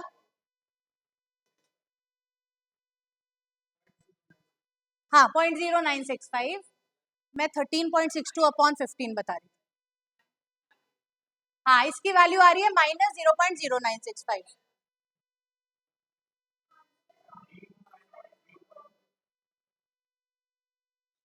D1 आ रहा है माइनस में 0.7942 भी है अपने पास, माइनस में प्लस में, माइनस में। चलो आई विल सॉल्व इट।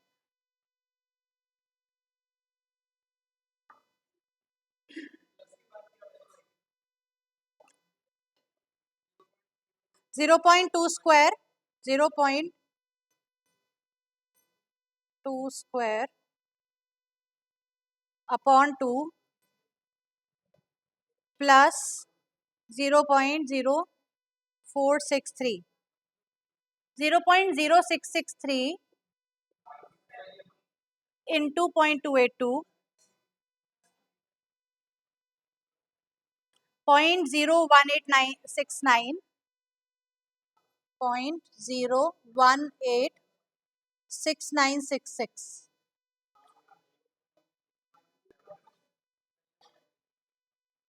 आगे चलते हैं। अपॉन पॉइंट, पहले under root 0.282 into 0.2 which is 0.1062। ठीक है रहे यहाँ तक। सो माइनस 0.0965 प्लस 0.01869, ये आया माइनस 0.07781 अपॉन डिवाइडेड बाय 0.1062।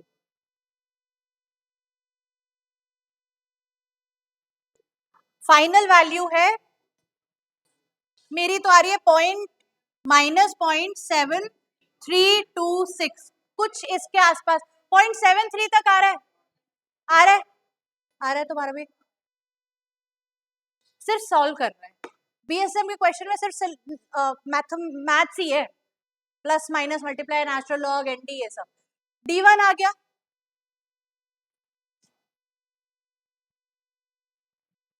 अब ये पूरा क्वेश्चन करके ही उठेंगे हम लोग यहां से। D1 आया -0.7326, ओके। D2 कैसे आएगा? D1 minus standard deviation √T, मतलब -0.7326 माइनस स्टैंडर्ड डेविएशन कितना है 0.2, √T कितना है 0.282, है ना।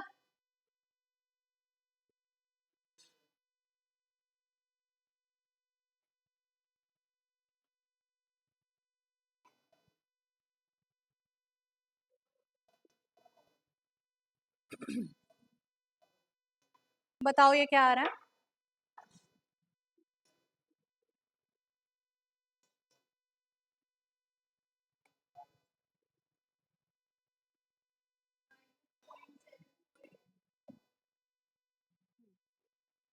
-0.7482, यही आ रहा है, करके देख लो।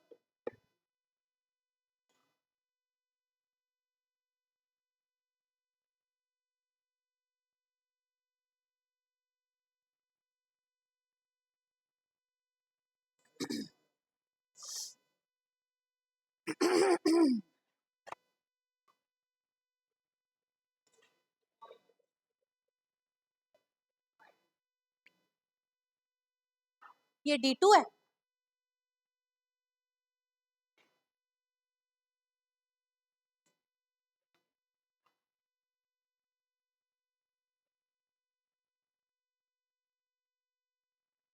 .2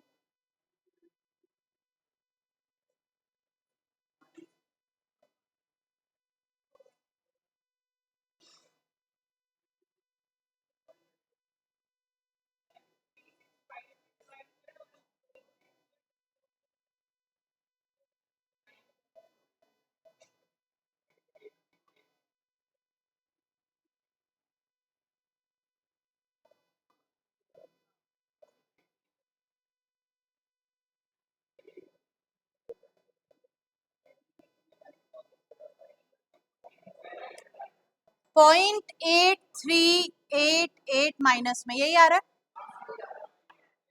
यही आ रहा है 0.8388।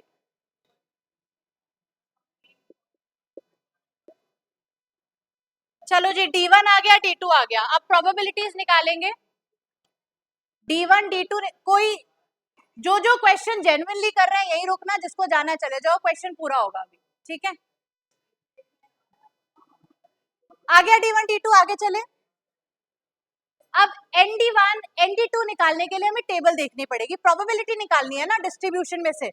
तो एक NX की टेबल है, अब N -X भी हो सकता है, NX भी हो सकता है। हमारे केस में D1 D2 दोनों ही माइनस में निकले हैं, दो टेबल्स हैं, आप देख सकते हो।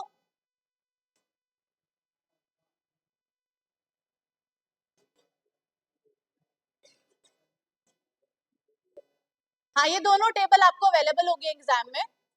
एक ये टेबल है जिसमें n of a positive x की वैल्यू निकल रही है,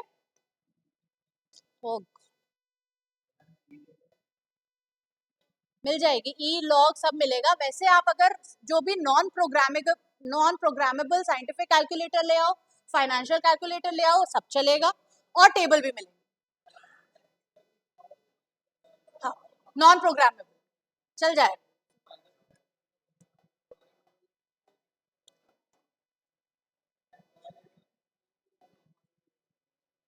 ये दिख रहा है, ये टेबल आपको n ऑफ x, जहां पे x पॉजिटिव है वो बता रहा है। हमारे काम की दूसरी टेबल है जो n ऑफ -x बताएगा। इसमें एक एग्जाम्पल दिया हुआ है कि ये केस रीड कैसे करनी है टेबल।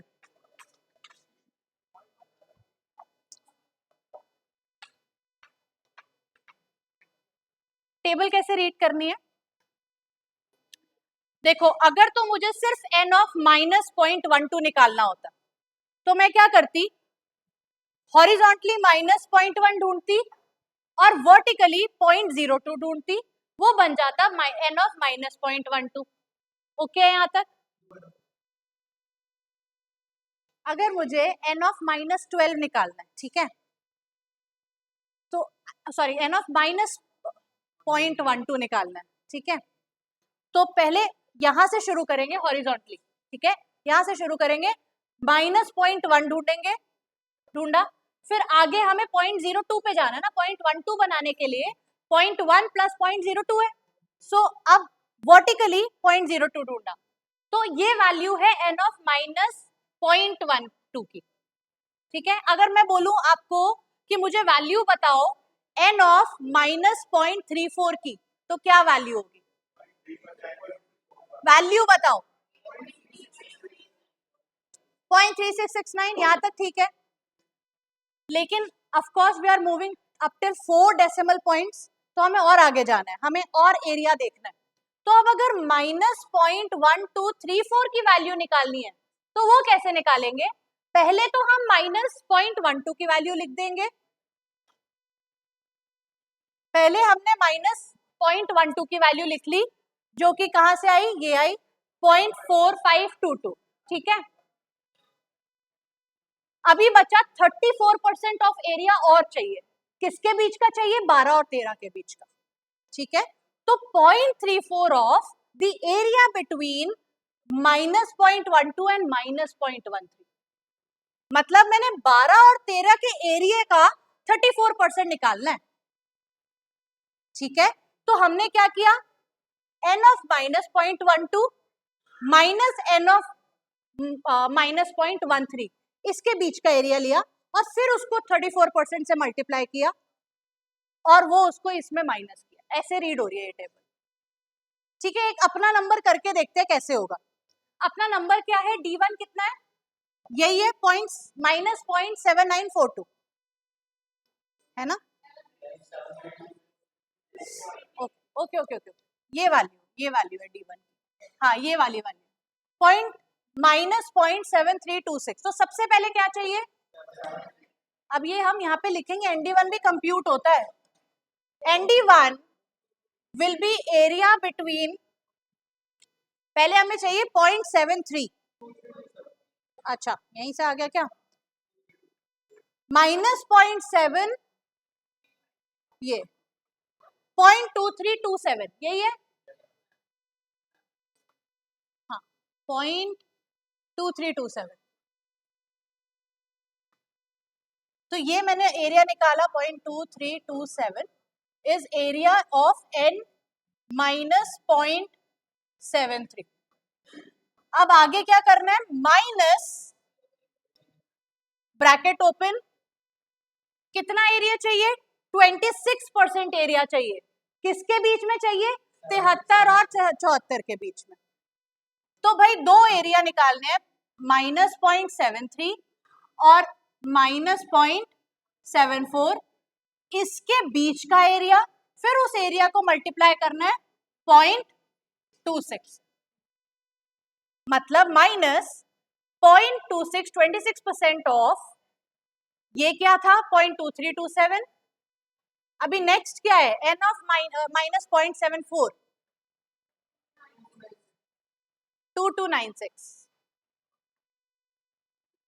2296, इसके बीच का एरिया निकालो, मतलब अब वैल्यू निकालो।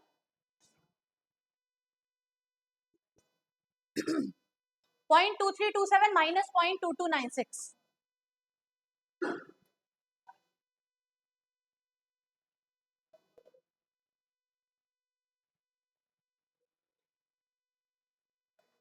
.000। यार तुम लोग के नंबर्स कैसे अलग आते रहते हैं? टोटल मत बताओ, अभी अभी धीरे धीरे चलो। 0.0031, ये ठीक है क्या? इसको आप 0.26 से मल्टीप्लाई करो,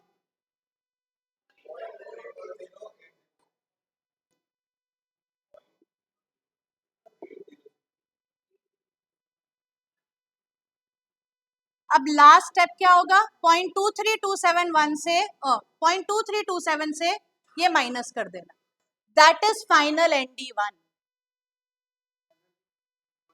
ND1 जो हमारी वैल्यू निकली है, probability of how much the stock price can rise if the option is getting exercised.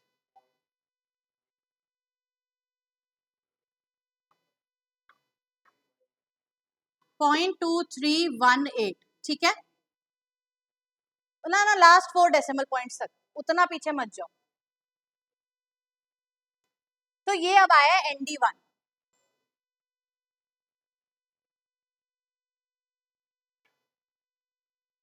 Table देखना आया,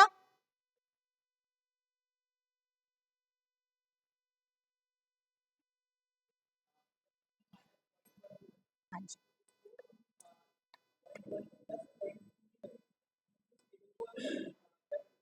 मतलब हॉरिजॉन्टली तुम 0.1 ढूंढोगे, उसके बाद आगे चलोगे वर्टिकली 0.02 ढूंढोगे, प्लस कुछ नहीं करना, वो नंबर निकालना है बस, 0.12 सीधा नंबर निकलेगा। हाँ नहीं, प्लस नहीं करना, नहीं तो अप टू 2 डेसिमल पॉइंट का तो सीधा एरिया आएगा, सीधा प्रोबेबिलिटी आएगी, मतलब 0.34 डायरेक्टली निकाल लिया, 0.78 डायरेक्टली निकाल लिया, उसके आगे जाने के लिए आपको प्लस माइनस करना पड़ेगा।